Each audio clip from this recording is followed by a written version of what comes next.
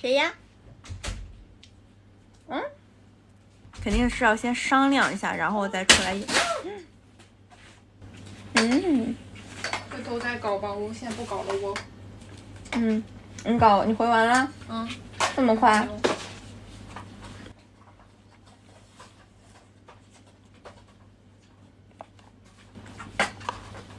我先做一个打光实验。什么打光实验？就是别人说的打光会让脸变好看的一种办法。哎，不行，这个我能不能往旁边调一下？可以啊，照我的眼睛。可以，你调。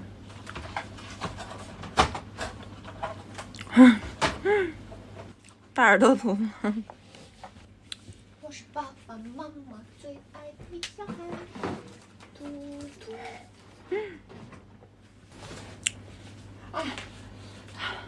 怎么了？没事。这个。我头疼。投影。其实我在打光，你能看出来吗？你给自己打成什么样？很白啊。我看看。给你一个这个用，这是你的。啊。打光板，这是打黄光吗？哎呦，确实啊。调一下光。立在这儿。你们听到小狼打呼了吗？我好多珍珠。你们有听到小狼打呼吗？那昨天我没听到，没听到小狼打呼。你没听到小狼打呼？你把音乐关了。听到了吗？没有啊。没有。我再仔细听听。你总是放很近，其实它的打呼声音很小的，很大很大，他晚上都把我吵到。因为你把它，不是，他晚上都把我吵到，是很大声的。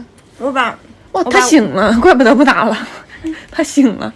我把我鼻子放在这个话筒这里，那声音也很大的。我学到了，小狼打呼的声音，快听。就这种声音。他晚上就这种声音，你知道吗？小狼是不是鼻炎？不知道哎。他有啊，他鼻子和那个地方不是不通嘛，眼睛不知道怎么回事自己好了。准备和素颜和解。为什么要和素颜和解？素颜怎么着我了？要跟他和解？我不需要跟我的素颜和解，因为我有时候经常被素颜的我迷住。长得丑的人才需要跟素颜和解。你不许这么说。我觉得我长得还行。不必。